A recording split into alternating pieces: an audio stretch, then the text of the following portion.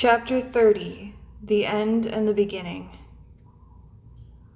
I've decided to end this book with a message I received from the Invisible College in February of 1988.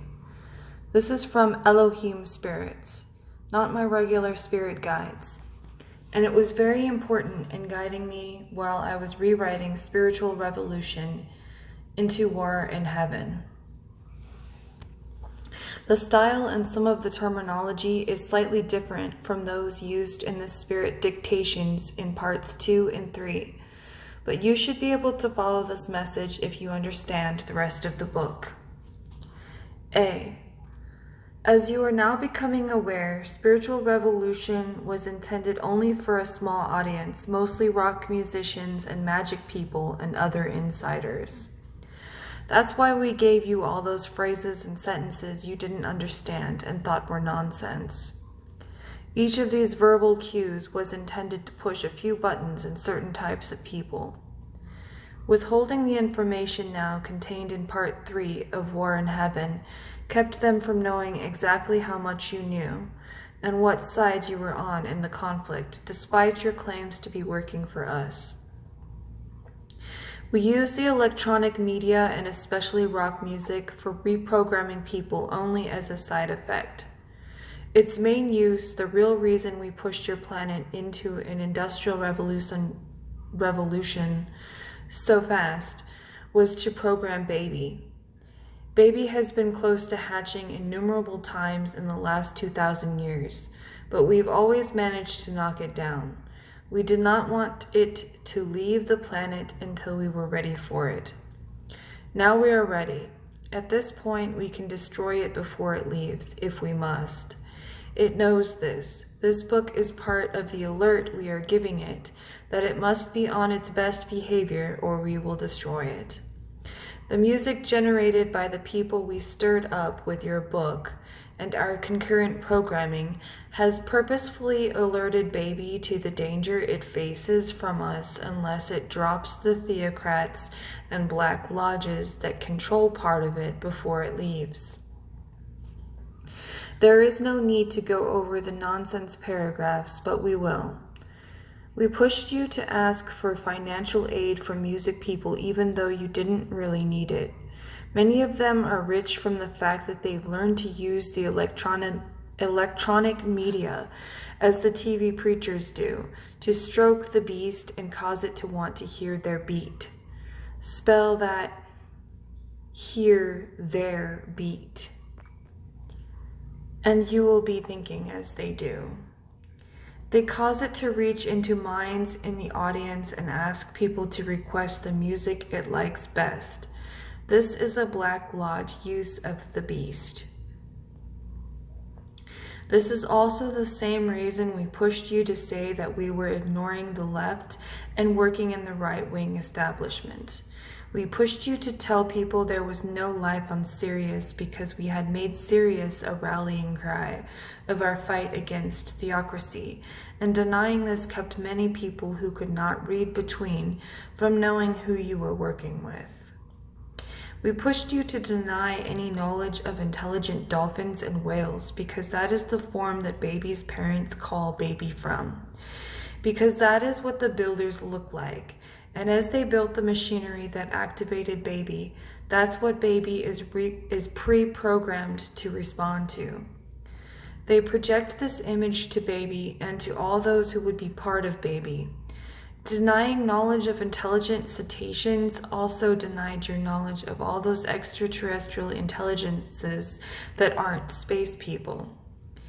We pushed you to deny the possibility of peoples becoming more than people and the existence of higher planes of reality for the same reason.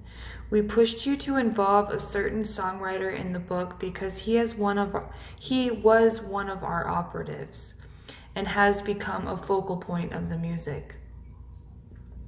Many of the rest of the music people see him as a sort of Superman.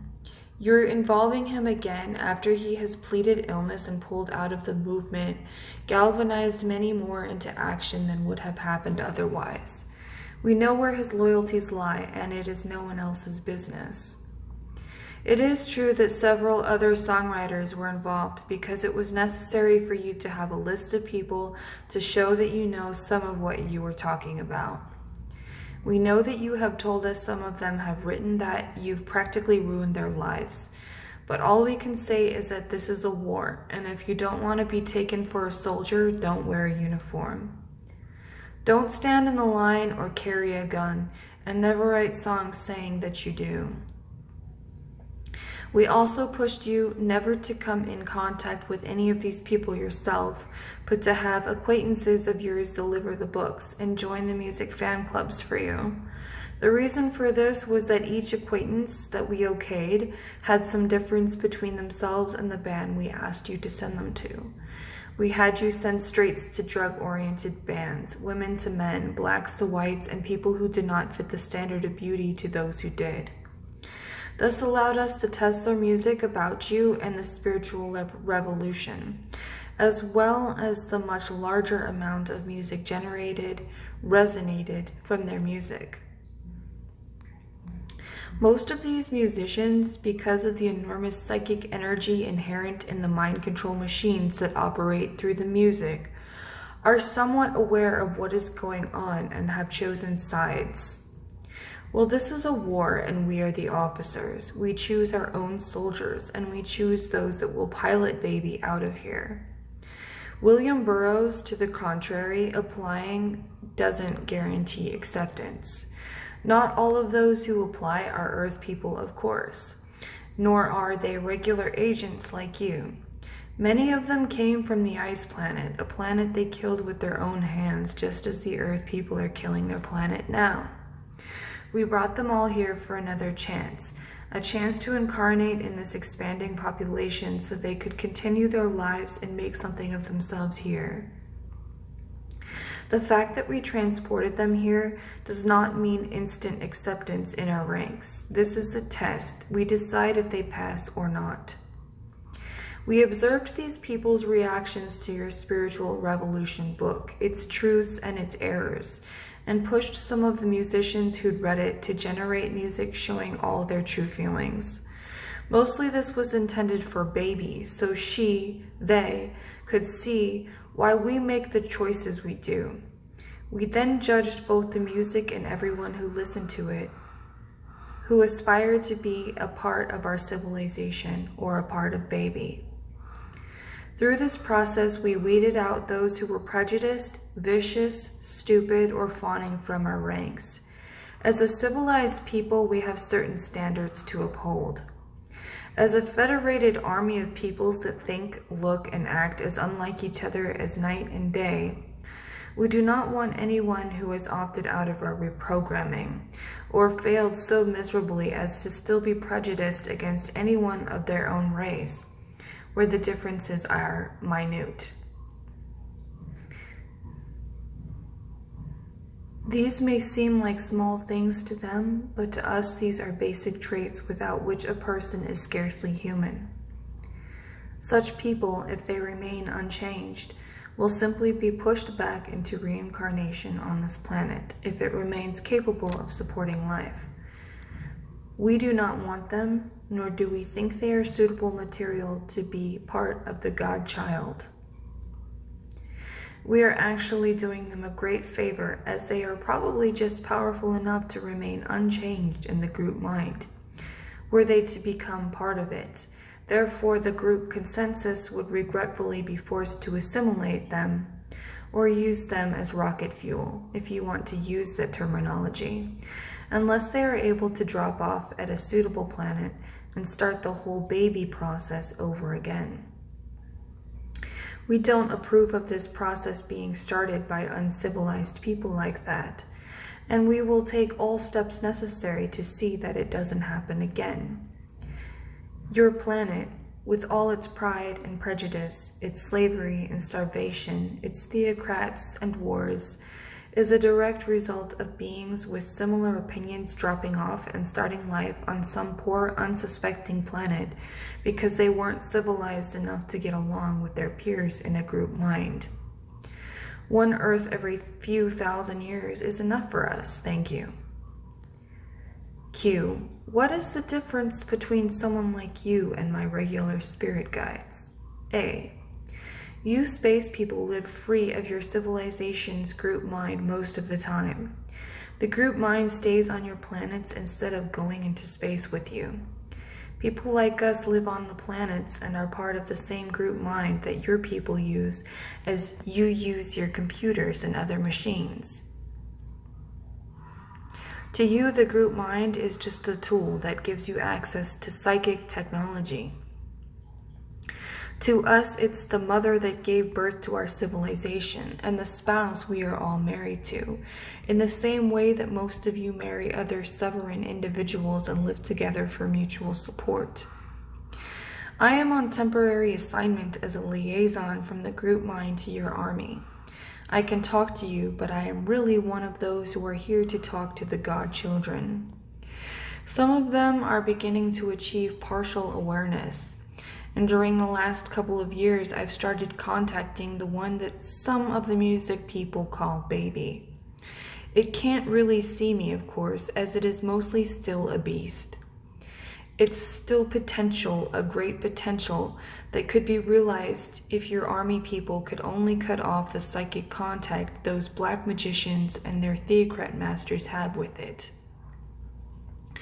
I am also one of the backups that will ride the tiger, you would say steer the new god clear of the planet during the last days, if the Earth people we are training as pilots don't make it through basic training. Some of your readers already know who her pilot is intended to be. He had to drop his gun, and for now he uses affection training mostly. Unfortunately, the psychic crosswaves from the theocrats and the Black Lodges have tended to short-circuit him for a while, because he can't defend himself the way he should be able to do. But we do think he'll be okay by the time she is ready to go.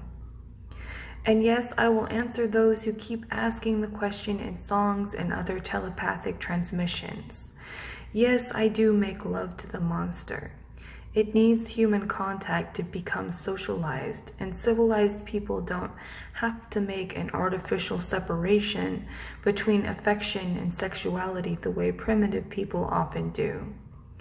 We can handle the power involved without becoming corrupted. So don't misunderstand and think I'm one of the starstruck, like so many of you who are complaining about being addicted to love. Like all of my people, I carry a gun, and I will shoot it down once more if the theocrats gain control of it again, or if it becomes dominated by any of the Black Lodges. This is not as heartless as it sounds to you with only Earth memories. It's only like sedation and an operation to remove the cancerous elements. Many of you who use metaphors like sleeping on the interstate already know what the beast baby is like, what riding the tiger will be like. Think of the thought exchange you get whenever you check out the back road telegraph lines. Then imagine this anytime you want to pull it up as a constant in your mind from everyone. Don't worry about the black magicians, they won't be with us. Think of your blood brothers and their passion and their love. This is what you will live with for the next few centuries until we get to another planet. Remember, too, that we simplify when we say the beast. There are thousands of them now, and hundreds will survive to the end. Each separate group mind will be very different from the others. Probably many of you already know your sisters and brothers.